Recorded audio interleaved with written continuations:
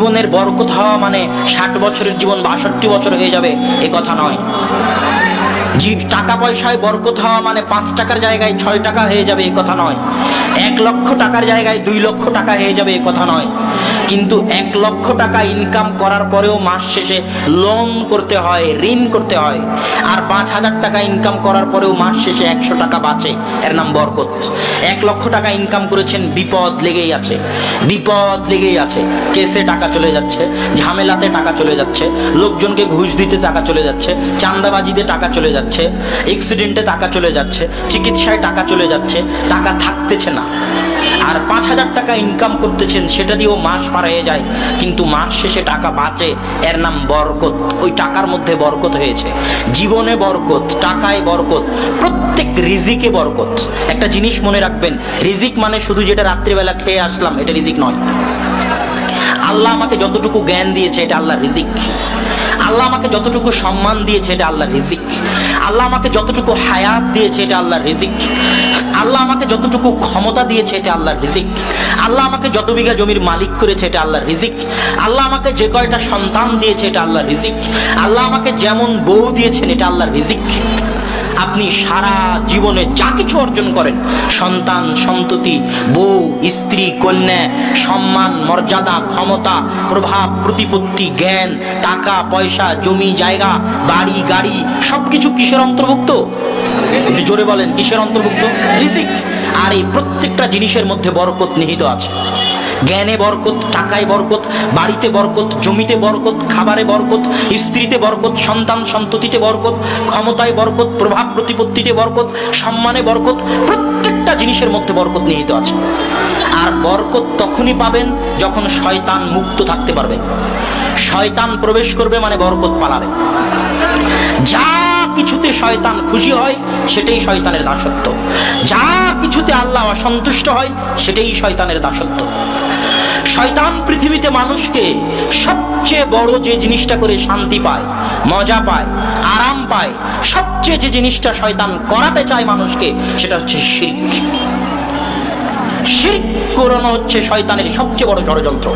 নূহ আলাইহিস সালাতু ওয়াস সালাম যখন মারা গেলেন, তখন তার কওমের যারা নেককার, কল্যাণকামী বান্দা ছিল, শয়তান তাদের কানে এসে বলল, শোনো, অমুক অমুক বান্দার মূর্তি বানাও, তাহলে তাদেরকে দেখে সৎ আমল করার আগ্রহ জাগবে।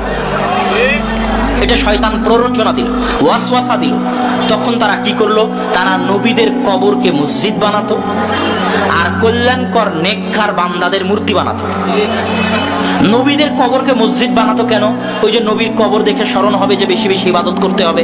এটা শয়তানের ষড়যন্ত্র, প্ররোচনা। কল্যাণকর নেককার বান্দাদের মূর্তি বানাতো কেন? দেখে স্মরণ হবে যে আমল করতে হবে, এই জন্য। এটা শয়তানের প্ররোচনা। এই জন্য কাবা ঘরে যাদের মূর্তি ছিল তারা কোনো খারাপ ব্যক্তির মূর্তি ছিল না। ইব্রাহিম আলাইহিস সালাতু ওয়াস সালামের মূর্তি ছিল, ইসমাঈল আলাইহিস সালাতু ওয়াস সালামের মূর্তি ছিল।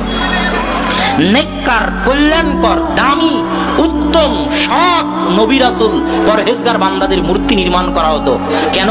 এটা শয়তানের প্ররোচনা। ধীরে ধীরে ওই মূর্তিটার পূজা করানো শুরু করবে। এটা শয়তানের প্ররোচনা এবং ষড়যন্ত্র।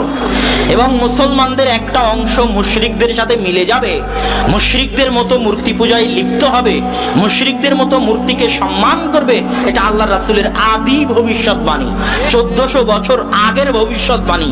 এই জন্য দেখবেন আমাদের ঘরে, আমাদের বাড়িতে, আমাদের শোকেজে, সর্বত্র, সারা পৃথিবীতে যেখানে যাবেন সেখানে দেখবেন মানুষ ছবি মূর্তিকে সম্মান করতেছে।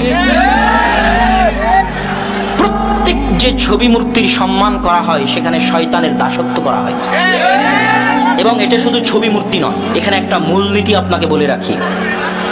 আল্লাহ সুবহানাহু তাআলা যে জায়গাগুলোকে পবিত্র করেছেন, আল্লাহ সুবহানাহু তাআলা যে দিনগুলোকে ইবাদতের জন্য বানিয়েছেন, আল্লাহ যে জায়গাগুলোকে ইবাদতের জন্য বানিয়েছেন, ওই দিন, ওই জায়গা, ওই ব্যক্তি, আল্লাহ যে ব্যক্তিকে অনুসরণীয় বানিয়েছেন। আল্লাহ কাকে অনুসরণীয় বানিয়েছেন? মুহাম্মদ সাল্লাল্লাহু আলাইহি ওয়াসাল্লামকে অনুসরণীয় বানিয়েছেন। তাহলে আল্লাহ যে দিন, যে জায়গা, যে ব্যক্তি, যে স্থানকে অনুসরণীয়, পবিত্র, গ্রহণযোগ্য বানিয়েছেন, ওগুলো বাদ দিয়ে প্রত্যেক যে দিনকে মানুষ সম্মান দিবে মনে করবে, প্রত্যেক যে সময় বা ক্ষণকে মানুষ কল্যাণকর অকল্যাণকর মনে করবে, প্রত্যেক যে স্থানকে মানুষ শুভ অশুভ, কল্যাণকর অকল্যাণকর মনে করবে, প্রত্যেক যে ব্যক্তিকে, ছবিকে, মূর্তিকে মানুষ সম্মান দেওয়া প্রয়োজন মনে করবে, এগুলো সব কিছুই শিরকের অন্তর্ভুক্ত। এই জিনিসটা মানুষ বুঝতে চায় না। যে দিন, যে স্থান, যে ক্ষণ, যে ব্যক্তি, যে ছবি, যে মূর্তি, যেটাকে আলাদাভাবে বিশেষভাবে সম্মানের মনে করা হবে, সেগুলো সবকিছুই আল্লাহর অস্তিত্বের, আল্লাহর উলুহিয়াতের, আল্লাহর সম্মান এবং আল্লাহর মর্যাদা বিরোধী, এবং এগুলো সবই ছোট শিরকের অন্তর্ভুক্ত। তো শয়তান যে কাজটা করিয়ে সবচেয়ে শান্তি পায়, সবচেয়ে আরাম পায়, সেটা হচ্ছে আল্লাহর উলুহিয়াতে শরীক স্থাপন করা। এই জন্য নিজের অন্তরকে সবসময় পরিষ্কার রাখবেন। আপনার হাতের রেখা দেখে, আপনার জন্ম তারিখ দেখে, পত্রিকার রাশি দেখে, যা কিছু দেখে কোনো ক্ষণ নির্ধারণ করা হবে, সময় নির্ধারণ করা হবে, দিন নির্ধারণ করা হবে, আলাদাভাবে উদযাপন করার জন্য, আলাদাভাবে পালন করার জন্য কোনো নদী নির্ধারণ করা হবে গোসল করার জন্য, হিন্দুদের গঙ্গা নদীর মতো কোনো গাছ নির্ধারণ করা হবে, কয়েকশো বছর পুরাতন বট গাছ, কোনো পাথর নির্ধারণ করা হবে, বিশাল বড় পাথর, কোনো জায়গা নির্ধারণ করা হবে, সেটা যে জায়গায় হোক, পাথরের বানানো খাম্বা হোক, মূর্তি হোক, ভাস্কর্য হোক, যেটাই হোক, সবকিছুই আল্লাহ সুবহানাহু তাআলার উলুহিয়াত। উলুহিয়াত মানে কি বুঝেন? আল্লাহ সুবহানাহু তাআলার উলুহিয়াত আর রুবুবিয়তের মধ্যে পার্থক্য আছে।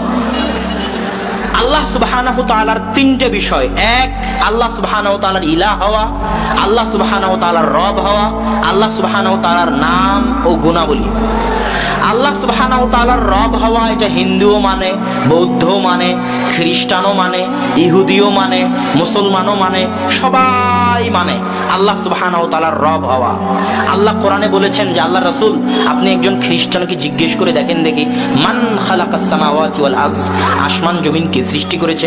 লা ইয়াকুলুন্নাল্লাহ, ওই খ্রিস্টান বলবে আসমান জমিন আল্লাহ সৃষ্টি করেছে। আপনি একটা ইহুদিকে জিজ্ঞেস করেন কে আসমান জমিন সৃষ্টি করেছে, সে বলবে আল্লাহ সৃষ্টি করেছে। একটা হিন্দুকে জিজ্ঞেস করেন, সে বলবে উপরওয়ালা একজন আছে, তিনি সৃষ্টি করেছেন। তো যেখানেই যাবেন তারা একজন উপরওয়ালার অস্তিত্ব স্বীকার করে, এটা আল্লাহকে রব হিসেবে মানা। রব মানে যিনি লালন পালন করেন, যিনি খাওয়ান পরান। এই যে আমরা বেঁচে আছি, শীতকালে সূর্যের আলোর প্রয়োজনটা বুঝতে পারেন? সূর্যের আলোর যে প্রয়োজনীয়তা, সূর্যের আলো থেকে এক মাস গামলা দিয়ে একটা ঘাস ঢেকে রাখলে এক মাস পর সবগুলো ঘাস মারা যাবে। সূর্যের আলো যদি পৃথিবীতে না পৌঁছে, আমাদের কাছে না পৌঁছে, আমরা মারা যাব, আমরা বাঁচতে পারবো না, শক্তি পাবো না। সূর্যের আলোয় ঘাসপালাগুলো বেঁচে থাকে, ওই ঘাসপালাগুলো গরু ছাগল খায়, ওই গরু ছাগলের গোস্তগুলো আমরা খাই। এইভাবে সূর্যের শক্তিটা ভাগ হয়ে মাধ্যম দিয়ে আমাদের শরীরে আসে। কিন্তু আমরা যে গোস্ত খেয়ে শক্তি নিচ্ছি, ওই শক্তির উৎস সূর্য আর মাটি আর পানি, সেখান থেকে আমাদের শরীরে প্রবেশ করতেছে। আপনি এই জমিনে, এই মাটিতে, আল্লাহ সুবহানাহু ওয়া তাআলার চ্যালেঞ্জ যে দুনিয়ার সব বিজ্ঞানী, সব ডাক্তার মিলে যদি চেষ্টা করে যে একটা বীজ থেকে অঙ্কুরোদ্গম গাছ জন্মাবে, পারবে? যদি আল্লাহ না চান, পারবে না। তাহলে জমিন থেকে রিজিক বের হচ্ছে, আল্লাহ দিচ্ছে। আসমান থেকে সূর্য আসতেছে, আল্লাহ দিচ্ছে। অক্সিজেন আল্লাহ সুবহানাহু ওয়া তাআলা দিচ্ছে। মাটির নিচের পানি, লবণাক্ত পানি সারা পৃথিবীতে প্রচুর পাওয়া যাবে, অগণিত। সারা পৃথিবীতে লবণাক্ত পানির অভাব নেই, কিন্তু